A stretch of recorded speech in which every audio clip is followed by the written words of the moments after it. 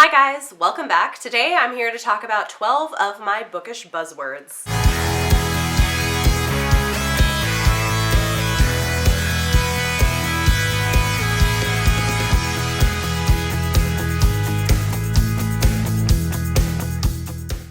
I recently made this video talking about 12 of my bookish buzzkills. These are words or phrases in book descriptions that will make me less likely to want to pick up a book. If you haven't seen that video yet, I will link it up above for you to go check out.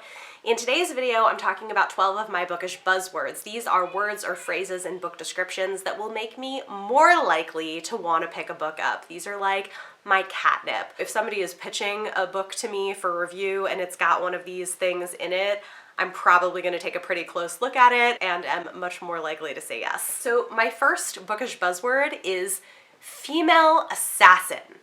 I mean, seriously, if a book description says that it's about a female assassin, I'm probably going to want to read that book. This is sometimes controversial, but that was how Throne of Glass by Sarah J. Maas initially sucked me in, and I love it. I'm all about it. Yes, I know not everybody thinks that Selena Sardothian is enough of a actual assassin, but like, give me the female assassin who's also about clothes and eating chocolate. Like, I'm into that. I love it.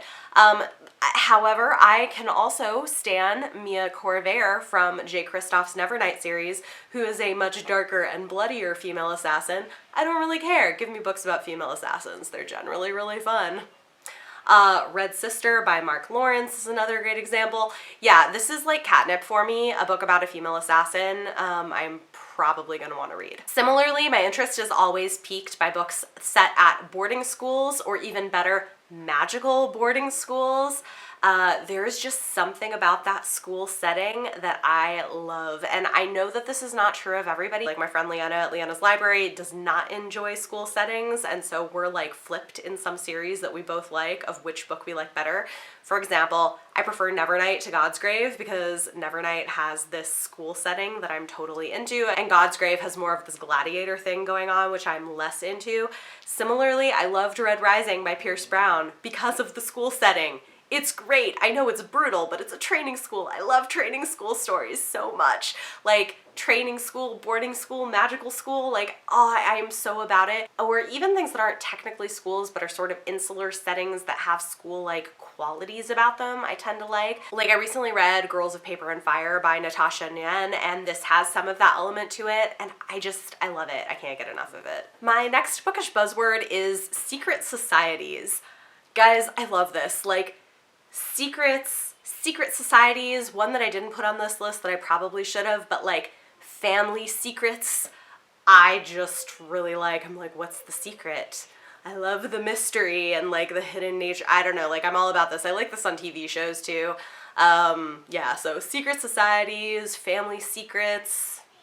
Yes, please, those are fun. Also, anything that says it's a feminist fantasy, I'm probably gonna be like, yes, please, can I have that?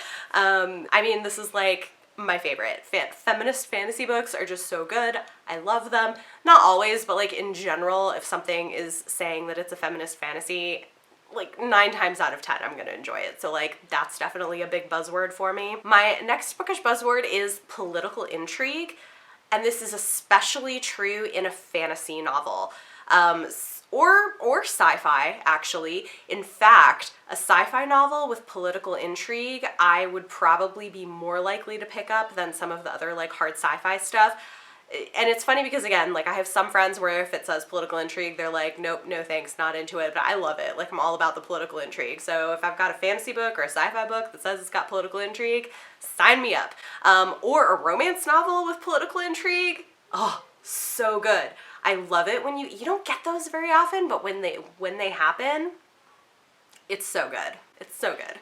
Next is anything about geek culture or cons or conventions, or anything like kind of related to that. Like, for example, one of my favorite romances this year is Well Met by Jen DeLuca, which is a romance that takes place at a Renaissance fair. And I was like, oh, yes, thank you. Similarly, what I really need in my life is an adult romance set at a convention, like a Comic-Con or something. I love Geekerella by Ashley Poston and The Princess and the Fangirl, which are YA kind of romance novels set at conventions.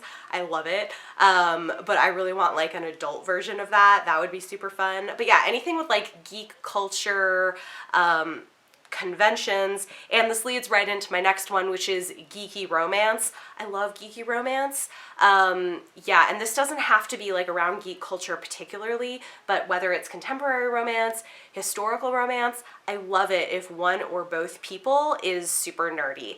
And this is just so much fun. I love like nerdy male heroes and love interests in romance stories, or like super nerdy girls and closet nerdy guys, like in A Week to Be Wicked by Tessa Dare. That's kind of the setup, and it makes my heart so happy. This is probably because my husband and I are both super nerdy, and a lot of our relationship and romance developed around some of those things, so it makes me happy. I love that so much. Okay, next is one that's a little bit controversial. It's funny because I see some people put this in their buzzkills where they really don't like it, but I really enjoy books about royalty. And I particularly find it interesting when it's like royalty meets normal people, or like normal person enters into the life of royalty or experiences it, or even better, like royal person and normal person swap lives. I really enjoy that. Like, I don't know why. It's super fun. I don't always like, sometimes I do. I mean, sometimes I just like stuff about royalty in general, but that can be at times a little pretentious or things that I don't care about, but I just enjoy that. Like, I kind of like that, like, real world meets royalty sort of thing. I find it really interesting. Next, I will often want to pick up stories about the children of immigrants. I find that to be really interesting, that experience kind of coming from two different worlds, having immigrant parents who have their own sort of cultural identity, and then growing up in America or in Britain or wherever, and kind of trying to figure out how your identity meshes between these two things. I just find those books to be really interesting, so often I'll pick those up if they're offered to me. And similarly, this I think is probably for personal reasons, but I'm always really interested in checking out books about biracial identity or interracial relationships or families. Obviously, this is probably because my own children are biracial, my husband is Black, and my children are biracial, and so I'm always interested in reading about the experiences of other people with having those sorts of family setups, but also with children coming to terms with what that means as they grow up with their identity. So yeah, that doesn't always work out super well for me, but if I hear that keyword in a title, I'm like, ooh, that sounds interesting. Maybe I want to read that. My next bookish buzzword is books about stories or storytelling.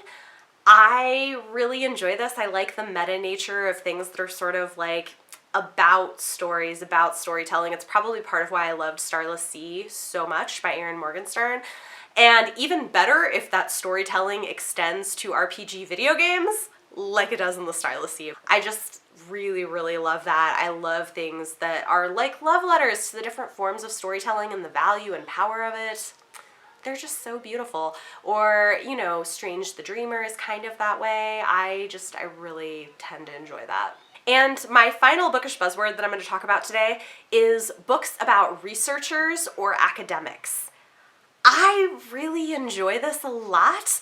I like books that show academics, or non-academics, just like people who are interested in research, doing research in the book about a thing to like solve a mystery or to uncover something, or books that are about academics and what their life is like.